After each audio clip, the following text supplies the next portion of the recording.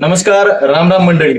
आपल्या महाराष्ट्राच्या सह्याद्रीतील खडतर मातीतील एक असा वारसा तो म्हणजे खिलार गोवंश, ज्याला महाराष्ट्राचा अभिमान म्हटलं जातं.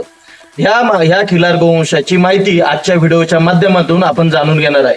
आणि ही माहिती जाणून घेण्यासाठी आपण आलेलो आहे पिंपरी चिंचवड ताळगाव चिखली येथील एका खिलार जतन करणाऱ्या आणि संवर्धन करणाऱ्या गोवंश पालकाकडे, ते म्हणजे गणेश महाराज भुजबळ.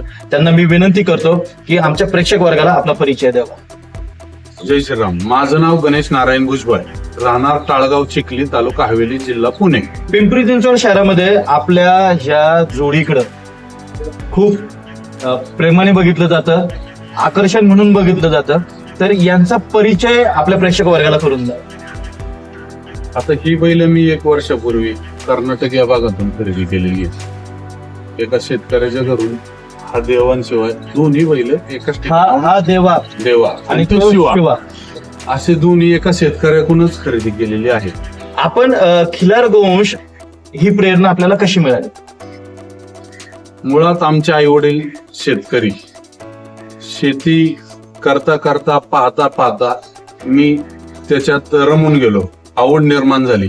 त्यांच्याकडूनच बाळकडू मिळाले, हे बैल घ्यायची आवड एक निर्माण झाली, खिलार सांभाळायची आवड निर्माण झाली. पिंपरी चिंचवड सारख्या औद्योगिक शहरामध्ये सुद्धा आपण शेती करताय, हे खरं आहे?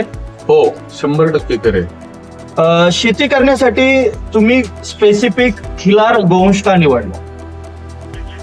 त्याच्या मागचं कारण असं आहे, खिलार हा बैल दष्टपुष्ट, देखणा आणि सर्व कामाला चालणारा, ऊन वारा पाऊस असो, सीजन कोणताही असो, भात लावगड असली तरी तो गाळात चालतो, कितीही ऊन असलं तरी तो उन्हात पण चालतो.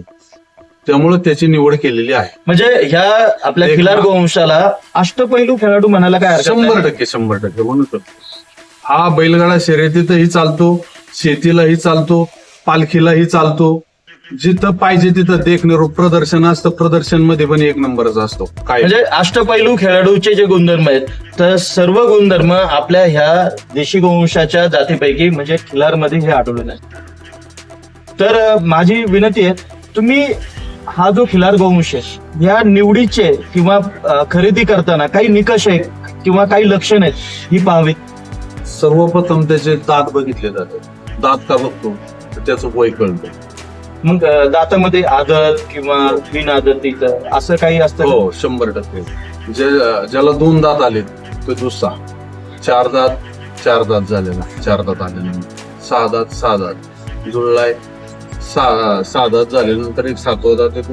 त्यानंतर आता आपल्याकडे हा जुळूक किंवा 6 दाती म्हणू शकतो आपण. हे जुळूक जुळूक गटामध्ये मोठ्या मापाची खिलार गोवंश घेण्यासाठी कोणत्या बाजारात जातात आणि त्या ठिकाणी काय पाहिले जात? ही खिलार मोठी बैल कर्नाटक भागात मिळतात. त्यांची माप तिथं वातावरणामुळं वाढ चांगली होती त्या बैलांची. आणि बैल घेताना सर्वात प्रथम त्याचे दात बघितले, त्याच्या दातावर त्याचं वय ठरवलं जातं. त्यानंतर त्याचे शिंग किती माप आहे शिंगांना, त्यानंतर त्याचे पाय चांगले आहेत का, डोळे बघितले जातात, कान बघितले जातात, नाकपुडी बघितली जाते, शेपटाचा गोंडा बघितला जातो. आणि त्वचा त्याची जी पूर्ण बॉडीला चिटकून आहे, कुठेही सैल त्वचा या ठिकाणी दिसून येते, ते सुद्धा लक्षण बघितलं जातं. तर मंडळी, आपला हा जो खिलार गोवंश आहे हा कृष्णा आणि भीमा नदीच्या खोऱ्यातला हा आढळणारा हा गोवंश, आणि अगदी कमी पाण्यात, उष्ण वातावरणामध्ये आणि कमी चाऱ्यामध्ये सुद्धा याचं संगोपन केलं जातं. तर आपल्या ह्या गोठ्यामध्ये यांच्या संगोपनासाठी काय काळजी घेतली जाते? सकाळपासून त्यांना सकाळची कुट्टी दिली जाते. त्या कुट्टीमध्ये मका, कडबा, हत्ती घास हे एकत्र करून त्यांना सकाळची कुट्टी दिली जाते. त्यानंतर त्यांना गुडीत एक टाइम भिजवून आंबवून दिलं जातं. दुसऱ्या टायमाला सोयाबीन असतं ते पण भिजवून दिलं जातं. त्यानंतर सकाळचं त्यांना उन्हात थोड्या वेळ बांधलं जातं.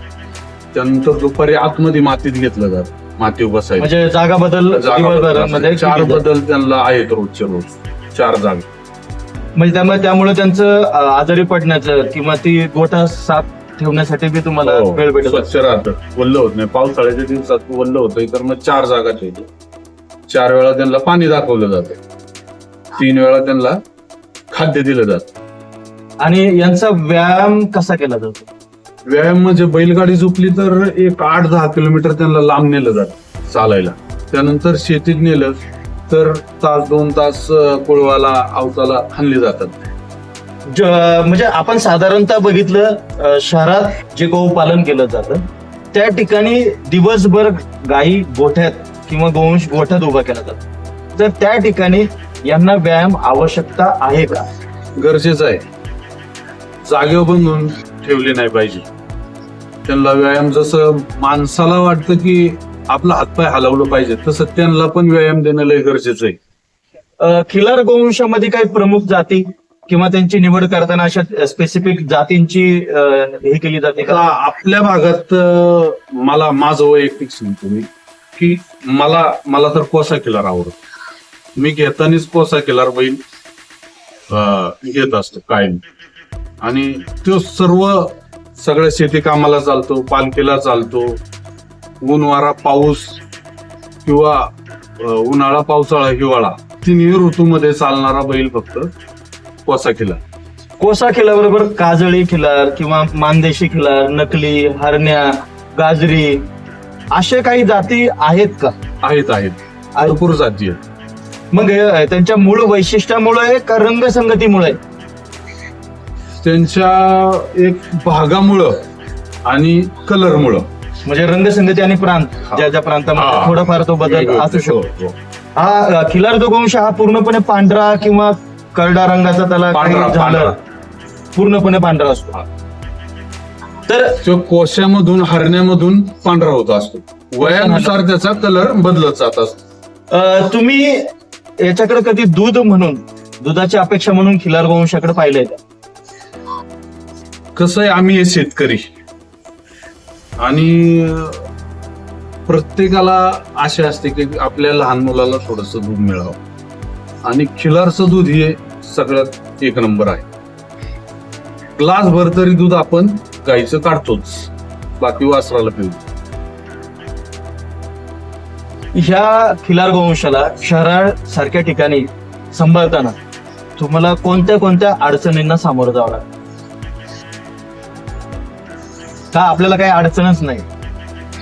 अडचण येण्याचा काही संबंधच नाही. आपली शेती अजून इथं आहे. आपण सर्व शेती ही बैलांनीच करतो. हीच बैल शेतीसाठी किंवा हीच बैल आपण बैलगाडा क्षेत्रातल्या शर्यतीसाठी सुद्धा वापरता का वापरू शकतो? नाही, ही बैल फक्त शेतीसाठी. शेतीसाठी ह्या बैलांचं माप जे असते आणि शर्यतीसाठी जी बैल असतात ती लहान असतात, मापाला कमी असतात. यांचं माप मोठं आहे. म्हणजे ही पालखीला वगैरे ही बैलं शेतीसाठीची बैल निवडीची प्रक्रियामध्ये त्यांच्या वेगळ्या लक्षणं वेगवेगळ्या, बघितली जातील 100% आणि बैलगाडा क्षेत्रामध्ये जे पळणारे त्यांचं वेगळे लक्षणं लक्षण बघितली जातात. हो. पण कोसा जातीमध्ये हे दोन्ही मिळू शकतं का? 100% कोसा जातीमध्ये. कोसा जातीमध्ये. तर ह्या याच्यामध्ये जो आपला शेतीचा जो क्रम आहे त्या शेतीमध्ये तुम्ही चारा उत्पन्न करता का चारा विकत आणता? नाही, आपण घरीच पिकवतो आणि त्यांनाच खायला घालतो. म्हणजे सोयाबीन ही आपण जे पिकवतो ते त्यांना भरडून त्यांना खाण्यासाठीच देत असतो. म्हणजे भरड दाणे, हिरवा चारा, त्याच्याबरोबर आंबवण हो. आणि त्याबरोबर कडबा कुट्टी कडबा. असं दिवसभराचं त्यांचं एक त्याचं खाद्य तुम्ही या ठिकाणी सांभाळ. आपल्या गोवंशाला काही आजार किंवा अशा गोष्टींचं सामोरं जावं लागतं किंवा नाही जावं लागतं? कधी कधी वातावरणानुसार थोडस होतं, सर्दी होणे, ताप येणे वगैरे त्यानुसार होतं. बाकी काय अडचण नाही. आपल्या भागात अजून तरी जनावरांना काही अडचण नाही. आपल्या ह्या टाळगाव चिखली परिसरामध्ये जो ग्राम उत्सव असतो किंवा जत्रा म्हणतो आपण, त्यावेळेस मोठ्या बक्षीस रकमेचं ह्या ठिकाणी बैलगाडा शर्यतीचं आयोजन होतं. तर आपण बैलगाडा क्षेत्रामध्ये कधी उतरलेले आहात का?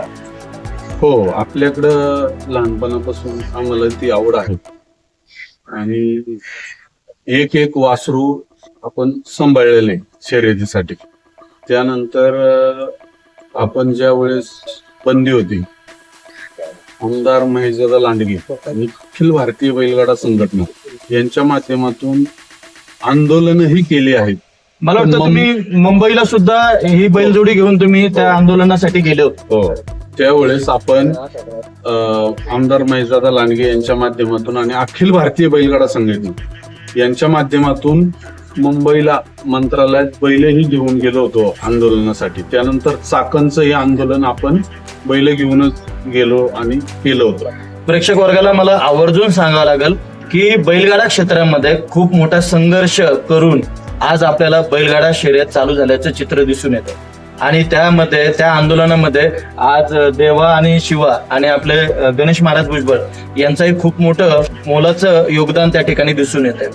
तर जाता जाता मी एक अजून प्रेक्षक वर्गाला सांगू इच्छितो की गणेश महाराज भुजबळ यांची पिंपरी चिंचवड येथील कार्यसम्राट आमदार महेशदादा लांडगे यांच्या माध्यमातून जगातलं सगळ्यात मोठं छत्रपती संभाजी महाराजांचा जो स्टॅच्यू उभा राहिलाय त्या स्मारकाचं नाव आहे हिंदू भूषण स्मारक ट्रस्ट. त्याचे उपाध्यक्ष म्हणून सुद्धा गणेश महाराजांकडे जबाबदारी आहे. आणि त्यासोबत पिंपरी चिंचवडमध्ये सर्वात मोठे हिंदुत्ववादी कार्यकर्ते म्हणूनही आपल्याकडे बघितलं जातं. तर शेती ते हिंदुत्ववादी हा एक प्रवास कसा?